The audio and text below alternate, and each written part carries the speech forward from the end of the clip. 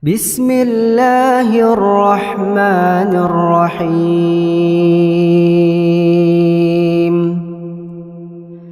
الحاقة ما الحاقة وما أدراك ما الحاقة كذبت ثمود وعاد بالقارعة فأما ثمود فأهلكوا بالطاغية وأما عاد فأهلكوا بريح صرصر عاتية سخرها عليهم 7 ليال و8 أيام حسوما فترى القوم فيها صرعا كأنهم أعجاز نخل خاوية فهل ترى لهم من باقية وجاء فرعون ومن قبله والمؤتفكات بالخاطئة فعصوا رسول ربهم فأخذهم أخذة رابية إنا لما طغى الماء حملناكم في الجارية لنجعلها لكم تذكرة وتعيها أذن واعية فإذا نفخ في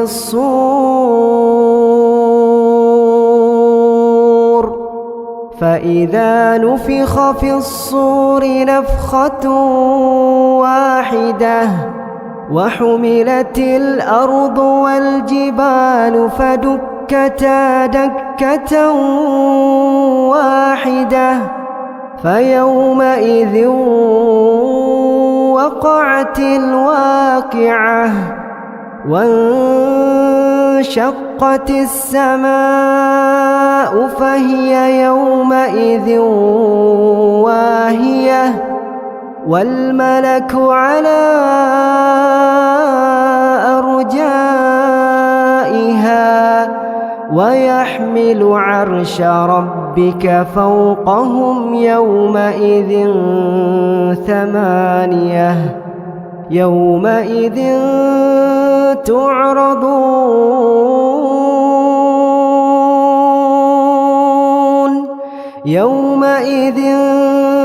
تعرضون لا تخفى منكم خافية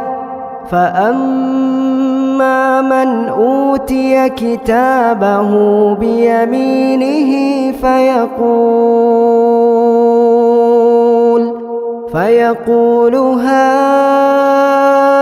اقرءوا كتابيه إني ظننت أني ملاق حسابيه فهو في عيشة راضية في جنة عالية قطوفها دانية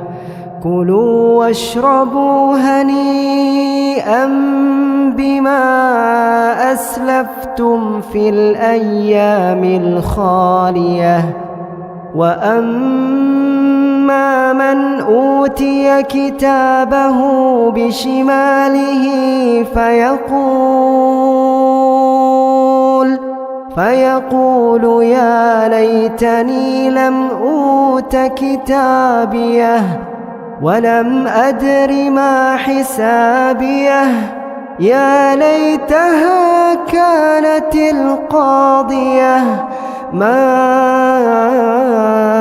أغنى عني ماليه هلك عني سلطانيه خذوه فغلوه خذوه فغلوه ثم الجحيم صلوه ثم في سلسلة ذرعها 70 ذراعا فاسلكوه إنه كان لا يؤمن بالله العظيم ولا يحض على طعام المسكين فليس له اليوم هاهنا حميم ولا طعام إلا من غسلين لا يأكله إلا الخاطئون فلا أقسم بما تبصرون وما لا تبصرون إنه لقول رسول كريم وما هو بقول شاعر قليلا ما تؤمنون ولا بقول كاهن قليلا ما تذكرون تنزيل من رب العالمين ولو تقول علينا بعض الأقاويل لأخذنا منه باليمين ثم لقطعنا منه الوتين فما منكم من أحد عنه حاجزين وإنه لتذكرة للمتقين وإنا لنعلم أن منكم مكذبين وإنه لحسرة على الكافرين وإنه لحق اليقين فسبح باسم ربك العظيم.